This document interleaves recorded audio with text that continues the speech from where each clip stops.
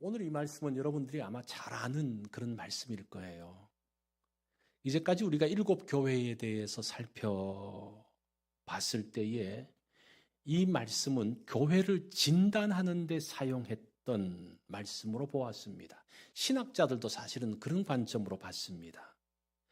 그래서 7교회는 각 시대마다 발견되어지는 교회의 모습이다. 그러면서 신학자들은 그것을 보면서 교회를 깨우는 일들을 했습니다. 그런데 그렇게만 보면 이 말씀은 우리하고는 아무 상관이 없이 교회의 잘못된 부분들을 깨우고 점검하는 말씀이냐? 그렇게 본다면 이 말씀은 사실 우리하고는 상관이 없는 거죠. 근데 교회가 뭡니까? 교회가 건물이 아니고 뭐죠? 우리잖아요. 그죠? 각 사람들이잖아요. 그래서 각 사람들에게, 각 성도들에게 주시는 말씀이다라고 보면요. 이 말씀이 우리에게 굉장히 중요한 원리들을 제공하고 있는 것을 볼 수가 있습니다. 오늘은 그런 관점에서 이 말씀을 볼 필요가 있습니다. 특별히 6번째 나오는 빌라델비아 교회는 아주 특별한 교회입니다. 책망은 없고 칭찬만 있는 교회예요. 그런데 이 빌라델비아 교회에 하는 칭찬이 이게 칭찬인지 아닌지 조금 그래요. 그 칭찬이 뭔가 하니 너희가 작은 능력을 가진 교회다라는 겁니다. 이게 칭찬입니까? 동정입니까? 8절을 보면요. 내가 내 행위를 아노니 네가 작은 능력을 가지고도 내 말을 지키며 내 이름을 배반하지 아니하였도다. 주의 일을 하려고 하면 힘이 있어야 될 것 같아요. 그래야지 선교사님도 도울 수 있잖아요. 그죠? 2세들을 위해서도 많은 투자들을 할 수가 있지 않습니까? 개인적으로도 마찬가지예요. 교회 봉사를 하려고 그러면 돈도 필요한 것 같아요. 건강도 필요해요. 교회 봉사로 와가지고 조금 봉사하다가 나 아파 그러면서 이렇게 앉아있으면 그게 뭐 어떻게 도움이 되겠습니까? 어떻습니까?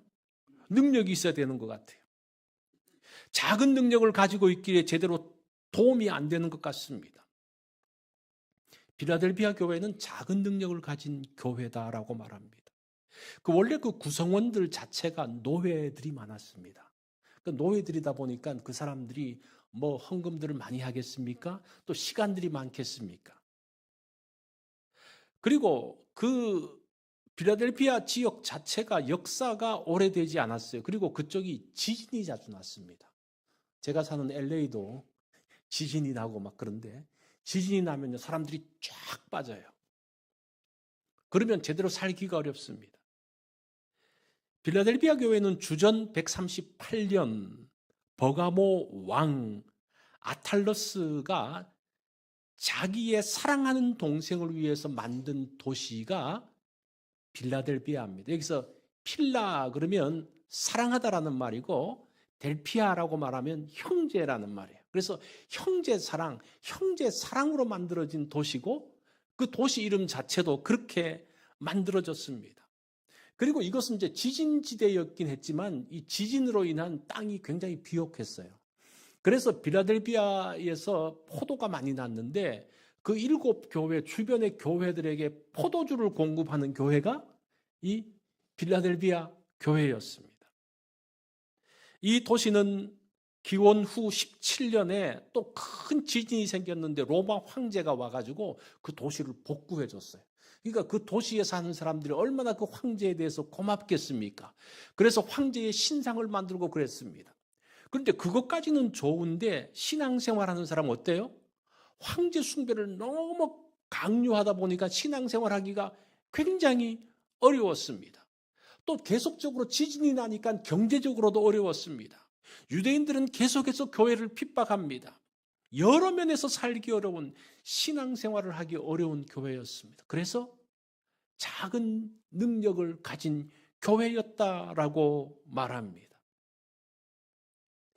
자, 작은 능력을 가지고 도대체 어떻게 신앙생활을 했을까? 이게 중요해요. 예수님이 칭찬하실 정도로 정말 작은 능력을 가졌지만 신앙생활을 잘했던 교회. 8절을 제가 다시 읽어보면요. 내가 내 행위를 아노니 네가 작은 능력을 가지고도 내 말을 지키며 내 이름을 배반하지 아니하였도다. 우리는 능력이 많아야지 주의 일을 하고 주님을 기쁘시게 한다고 하는데 작은 능력으로 주님을 기쁘시게 했다 그랬어요. 그게 도대체 뭘까? 오늘 우리가 그걸 아는 게 오늘 우리 말씀의 핵심입니다. 제가 한번 그것을 세 가지로 말씀드릴 건데 첫 번째는 무엇인가 하니 작은 능력으로 하나님을 즐거워하는 거예요. 여기서 신앙생활에 굉장히 중요한 원리가 나오는데 우리가 다 믿고 있는 웨스트민스터 신앙 고백서가 있습니다. 거기 소요리 문답 1번에 이런 질문이 있어요. 사람의 제일 되는 목적이 무엇이뇨? 많이 들어보셨죠? 뭐라 그래요? 사람이 제일 되는 목적은 하나님을 영화롭게 하고 그 뒤에 또 하나가 있어요. 그를 영원토록 즐거워하는 것이다. 이렇게 되어 있습니다. 제일 목적은 하나님을 영화롭게 하는 것이다. 대부분은 거기서 끝나요. 그런데 더 중요한 게 뒤에 있어요. 영원토록 그를 즐거워하는 것이다. 하나님을 영화롭게 하는 것, 기쁘시게 하는 것, 하나님을 기쁘시게 하는 것과 하나님을 기뻐하는 것이 어떤 차이가 있을까? 자, 제가 예를 들어서 한번 말씀드려 볼게요. 아버지를 기쁘시게 하는 것과 아버지를 기뻐하는 것이 어떤 차이가 있을까? 기뻐하는 것은 좋아하는 거예요. 아버지를 좋아하는 거예요. 그래서 아이들은 아빠가 퇴근하기를 기다립니다. 근데 아빠가 퇴근하실 때 그냥 오지 않고 과자를 또 사오셔요. 그 아이들이 그 과자를 기다리느라고 너무 좋습니다. 그 아빠가 또 자기들하고 놀아주니까 너무너무 좋아요. 그래서 아이들은 아빠를 기다리고 아빠가 집에 오면 집안의 분위기가 싹 바뀝니다. 너무나 행복한 거예요. 자, 이게 기뻐하는 거예요. 자, 아버지를 기쁘시게 하는 것은 뭔가 하니 아주 힘들어요. 아버지가 뭘 좋아하시는 거 하니 공부 열심히 하고 공부 잘하는 걸 좋아해요. 그래서 아빠가 퇴근할 때쯤 되면 아이들이 노는 걸 멈추고 다 책상에 앉아 있어야 됩니다. 책상에 앉아 있지 않으면 어떡합니까? 잔소리가 나가고 아니면 매맞기 때문에 앉아 있어야 되는 거예요. 그리고 성적표 받아오는 날은 정말 죽을 맛입니다. 아빠가 성적을 보면서 한 번도 만족해 본 적이 없습니다. 아버지가 퇴근하면 집안이 분위기가 갑자기 싸늘해집니다. 그런 집에 살고 싶습니까? 보세요. 그 차이예요. 이게 비슷한 것 같은데 굉장히 차이가 납니다. 여러분 신앙생활을 어떻게 하고 있어요? 하나님을 기뻐하고 즐거워합니까? 하나님을 기쁘시게 하려고 합니까? 하나님 기쁘시게 하려고 그러면요 쉽지 않아요. 옆에 있는 사람 기쁘게 하려고 해도 쉽지 않은데 어떻게 하나님을 기쁘시게 할 수가 있겠습니까? 그래서 뭐부터 먼저 해야 되는 거 아니? 하나님을 먼저 즐거워해야 돼요. 먼저 기뻐해야 돼요. 하나님 좋아요. 여기서부터 시작해야 되는 거예요. 여기서부터 시작을 하다 보면 하나님을 기쁘시게 할 수 있는 거예요. 이 두 개가 같이 가야 돼요. 하나만 해서는 안 되죠. 둘 다 같이 가야 되는데 먼저 해야 될 게 뭐라는 겁니까? 하나님을 기뻐하는 거예요. 하나님을 즐거워하는 거예요. 그러다 보니까 기쁘게 하게 되어진다는 겁니다. 작은 능력으로 신앙생활을 한다는 것이 무엇인가 하니 하나님을 즐거워하는 거예요. 여러분 하나님을 기쁘시게 하는 것은 부담이 돼도 하나님을 즐거워할 수는 있겠죠. 어떻습니까? 그건 그래도 조금 나은 것 같아요. 하나님과 함께 하는 것을 즐거워하고 기뻐하는 것. 우리가 하나님을 기쁘시게 하려고 그러면 능력이 많아야 돼요. 돈도 있어야 돼요. 뭔가 가진 게 있어야 돼요. 반대로 하나님을 기뻐하는 것은 능력과는 상관이 없습니다. 그죠? 작은 능력으로도 가능하다는 거예요. 이건 가정에서도 마찬가지입니다. 배우자를 기쁘게 하려면 상당히 힘듭니다. 그렇죠? 느끼시죠? 그죠? 배우자 한 사람 기쁘게 하기 어려워요. 좌절감을 느낍니다. 근데 그렇게 하면 안 되고 어떻게 해야 되는 겁니까? 기뻐하고 사랑하고 좋아하면 되는 거예요. 그게 먼저 출발이에요. 그 출발이 없이 기뻐부터 하려고 그러니까 사랑할 수가 없는 거예요. 자녀들에게도 마찬가지입니다.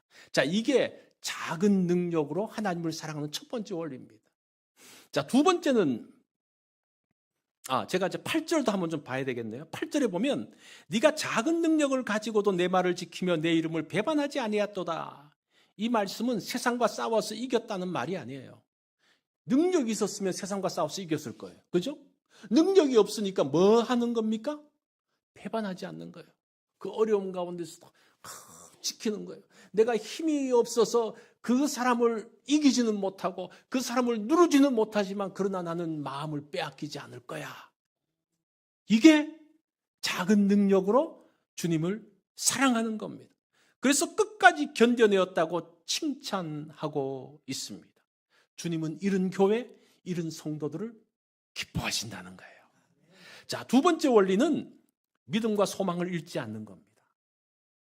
빌라델비아 교회는 주의 인내의 말씀을 지킨 교회라 그래요. 10절에 보니까 네가 나의 인내의 말씀을 지켰은즉 내가 또한 너를 지키어 시험의 때를 면하게 하리니. 빌라델비아 성도들이 인내의 말씀을 지켰다는 겁니다. 어떻게 인내했을까? 인내라는 것은 참을성이 많은 게 아니에요. 사람들이 오해하는 게 인내 그러면 이를 깨물고 참아야지 그렇게 참아지는 게 아니에요. 인내는 소망이 있을 때 인내할 수 있어요. 그죠? 소망이 있으면 조금만 참으면 이것이 이루어진다고 하면요 참을 수 있어요. 그런데 아무리 인내력이 많은 사람도 소망이 없으면요 참아낼 수가 없어요. 절망하게 되어져요. 신앙생활을 내 방식, 내 힘대로 하려고 하니까 힘이 든 거예요. 그렇기 때문에 내 방식대로 신앙생활을 해야 되기 때문에 내가 힘이 많아야 된다고 생각하는 거예요. 내가 능력이 많아야 된다고 생각하는 거예요.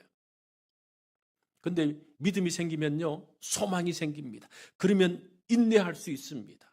이것은 능력의 문제가 아니고 신뢰의 문제입니다. 신뢰할 때에 작은 능력을 가지고 신앙생활을 할 수 있는 거예요. 자, 세 번째 원리는 작은 능력을 가지고 사는 것은 문을 열쇠로 열면서 나가는 겁니다. 자, 이거 오늘 본문에도 이게 중요한 원리인데 이게 당연한 말인 것처럼 보이지만 사람들이 문을 열쇠로 잠긴 문을 열쇠로 안 열려는 사람이 있어요. 7절과 8절에 그런 말씀이 나옵니다. 거룩하고 진실하사 다윗의 열쇠를 가지신 이 곧 열면 닫을 사람이 없고 닫으면 열 사람이 없는 그가 이르시되 볼지어다 내가 내 앞에 열린 문을 두었으되 능히 닫을 사람이 없도다. 빌라델비아 교회에 나타난 예수님이 어떤 분이신가 하니 거룩하고 진실하신 분입니다. 특별히 다윗의 열쇠를 가진 분이라고 말합니다. 우리 앞에 열린 문을 두셨다라고 이야기합니다. 그 열린 문에서 중요한 것은 다윗의 열쇠예요. 사실 이 말씀은 이사야 22장의 말씀, 이사야 22장 22절의 말씀을 가지고 한 말씀이에요. 자, 닫힌 문을 어떻게 엽니까? 힘 있는 사람은요, 자기 힘으로 열려고 그래요. 내가 자기 힘으로 안 되니까 더 큰 힘을 가지고 사람들을 불러서 막 흔듭니다. 해머를 가지고 칩니다. 그렇게 문이 열립니까? 문은 그렇게 여는 게 아니라는 거예요. 어떻게 여는 거다? 열쇠로 여는 거예요. 사람들이 그걸 잊어먹을 때가 있어요. 열쇠로 열면 힘이 센 어른이나 아이나 차이가 안 나요. 그 열쇠가 중요한 거예요. 그래서 이 열쇠는 이사야 22장 22절에서 나오는데 이 말씀은 어떤 말씀인가 하니 신실하지 않은 왕궁 관리장 셈나를 파면하고 새로운 사람 엘리야김을 왕궁의 관리장으로 세우는 장면입니다. 그래서 그 사람에게 열쇠를 줘요. 다윗성의 열쇠를 줍니다. 그 사람이 가면 다 문을 열 수가 있습니다. 자, 그것이 그 열쇠를 가져야 되는데 그 열쇠가 어디 있느냐? 예수 그리스도가 다윗의 열쇠를 가지신 분이라는 거예요.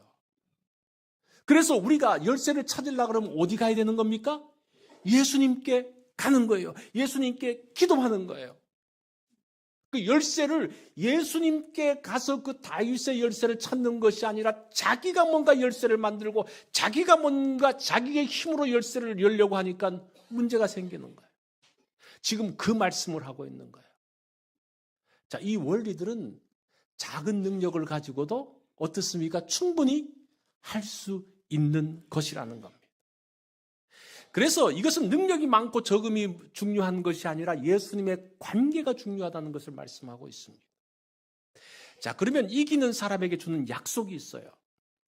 믿음과 소망을 가지고 기다리는 사람에게 주시는 약속 12절 말씀을 보면요, 이기는 자는 내 하나님 성전의 기둥이 되게 하리니 그가 결코 다시 나가지 아니하리라. 여기서 기둥이 된다, 나가지 않는다. 지금 이 지역이 어떤 지역이라고 그랬어요? 지진 지역이라고 그랬죠. 지진이 있으면 흔들리면요 나가야 되는 거예요. 그런데 이제는 더 이상은 나갈 필요가 없다는 겁니다. 왜요? 지진이 더 이상 일어나지 않고 하나님께서 지키겠다는 그런 약속을 말하는 겁니다. 이게 상징적인 약속이겠죠? 그리고 성전의 기둥이 된다는 것은 하나님 집에서 중요한 역할을 한다는 겁니다. 그런데 11절에 경고가 나와요. 보면 내가 속히 이 말이니 네가 가진 것을 굳게 잡아 아무나 내 면류관을 빼앗지 못하게 하라. 지금 가진 것, 면류관 하나님의 상급을 빼앗기지 말라는 겁니다. 지금 빌라델비아 교회가 아무런 능력이 없는데 도대체 무슨 능력이 있고 무슨 면류관이 있고 무슨 가진 것이 있는가? 사실은 여러분 잘 보세요. 빌라델비아 교회에도 가진 것이 있다는, 하나님께서 주신 것이 있다는 겁니다. 빌라델비아 교회에게 준 면류관이 있다는 거예요. 그걸 기억하셔야 돼요. 여러분들이 아마 그렇게 생각하실 수도 있을 거예요. 난 아무 능력도 없고 아무것도 못해. 그런데 하나님께서 여러분들에게 주신 것이 있어요. 그걸 봐야 돼요. 그게 면류관이라는 거예요. 그게 면류관이지 않고 이거 형편없다고 생각하니까 그것이 귀하지 않는 거예요. 그게 축복이 되지 않는 거예요. 하나님께서는 최선의 것을 나에게 주셨습니다. 하나님께서 주신 우리 교회, 우리 가정이 얼마나 복된지 모르고 여기에 함께 있는 것 자체가 축복이 되어진다는 겁니다. 그것을 빼앗기지 말라는 경고입니다. 그것은 내가 보기에 작은 것이라고 실망하십니까? 그렇지 않다는 거예요. 하나님께서 나에게 주신 것이고 그래서 그것이 면류관이 되어진다는 겁니다. 어느 날 한 동물 농장에 동물을 강하게 하기 위한 훈련들이 시작되어졌습니다. 그래서 이 코끼리의 약점을 보니까 수영을 잘 못해요. 그래서 코끼리에게 수영 연습을 막 시킵니다. 물에서 그냥 첨벙첨벙 거리는 거예요. 그 동물 농장에 또 물고기가 있는데 이 물고기는 물에서는 잘하는데 땅에서 달리지를 못해요. 그래서 너는 땅에서 달리는 훈련을 해라. 그 약점을 서로 교환하면서 막 훈련들을 시킵니다. 그러면서 그 농장에 문제가 생기기 시작하는 거예요. 이 문제가 생기게 돼 있죠, 그죠? 어떻게 살겠습니까? 그래가지고 이 동물들이 현자를 찾아갑니다. 아주 지혜로운 사람을 찾아갑니다. 지금 우리가 이 동물 농장을 강하게 하기 위해서 우리가 이렇게 단점들을 보완하고 열심히 훈련하고 있는데 도대체 뭐가 문제입니까? 근데 그 현자가 충고를 합니다. 강한 것보다 건강한 것이 중요하다. 건강한 동물 농장을 만들려면 코끼리는 물고기를 부러워하지 말고 땅 위에 걷는 거나 잘해라. 네가 잘하는 거나 잘해라. 물고기는 코끼리를 부러워하지 말고 그냥 물속에서만 헤엄만 잘 치면 돼. 사람들은 내가 없는 것을 가지면 행복할 거라고 생각해요. 그 여러분 착각인 거 아세요? 사실은 그렇지 않습니다. 코끼리는 코끼리답게, 그죠? 물고기는 물고기답게 살 때 가장 행복합니다. 없는 것을 아쉬워하면서 살면요, 행복하지 못합니다. 단점을 다 고치려고 하기보다는 장점을 살리는 것이 중요합니다. 그럴 때에 건강한 공동체, 윈윈하는 공동체가 만들어집니다. 그 리더십의 대가 존 맥스웰 목사님이라는 분이 계십니다. 그분은 이제 굉장히 유명한 분이에요. 그래서 이분이 미국의 정계, 정치계, 재계, 기업하는 분들, 또 교육하는 분들 중에서 인정하는 분들, 그 정치나 기업이나 교수, 교육하는 분들 100명을 정해가지고 그분들의 시간 관리하는 걸 조사를 해봤습니다. 도대체 이분들은 시간을 어디에 많이 쓰는가를 조사하고 내린 결론이 있는데 이분들은 자기 자신의 75%를 자신의 장점을 극대화시키는 데 썼다는 거예요. 75%. 그 다음에 20%는 새로운 것을 배우는 데 투자했다는 거예요. 그리고 5%는 단점을 보완하는 데 썼다는 거예요. 그러니까 자기의 부족한 것도 채워야 되죠. 근데 그게 몇 프로? 5%라는 거예요. 의외입니다. 리더라면 당연히 약점을 극복하는 사람이라고 생각하는데 이들은 약점과 씨름하는 데 쏟는 시간은 5%밖에 안 된다는 거예요. 자신의 독특한 능력, 장점에 초점을 맞춰 나갔다는 거예요. 그게 하나님께서 우리에게 주신 것, 그것이 면류관이 될 수 있도록 하는 거라는 거예요. 빌라델비아 교회 성도들은 우리에게 이렇게 말하고 있습니다. 환경이 열악하다고, 가진 것이 적다고 불평하지 말고 포기하지 마십시오. 작은 능력은 불순종과 불신앙의 이유가 되지 않습니다. 우리 그렇게 하잖아요. 하나님이 능력 요거밖에 안 줬는데 내가 뭘 하나님을 신뢰하고 신앙생활 하겠어요? 좀 복을 줘보세요. 나도 잘하지, 번듯하게 잘하지. 그게 아니라는 거예요. 필라델피아 교인들이 그렇게 이야기해요. 여기 혹시 노예 있습니까? 노예? 종으로 사시는 분들이 있어요? 예수 믿는다고 크게 핍박하는 분이 있습니까? 빌라델피아 교회는 그런 가운데서도, 그 성도들은 그런 가운데서도 이런 말씀을 하는 거예요. 주님을 기쁘시게 하기 전에 주님을 기뻐하십시오.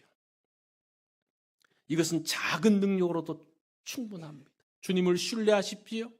신뢰한다면 소망을 잃지 않습니다. 닫힌 문 앞에서는 어떻게 해야 됩니까? 뭐로? 열쇠로 문을 열어야 됩니다. 예수님 문 열어주세요. 이렇게 하는 거예요. 이것이 작은 능력을 가지고 할 수 있는 것입니다. 작은 능력이 우리의 인생을 망치지 않습니다. 작은 능력은 오히려 우리를 겸손하게 만듭니다. 작은 능력이기에 주님을 의지합니다. 그때 주님이 나의 능력이 됩니다. 이것이 칭찬받은 빌라델비아 교회의 성도들의 모습입니다. 작은 능력이나 나의 상황에 상관없이 주님을 기뻐하는, 주님을 어떻게 하는? 기뻐하는 성도들이 되시기를 바랍니다. 기도하겠습니다.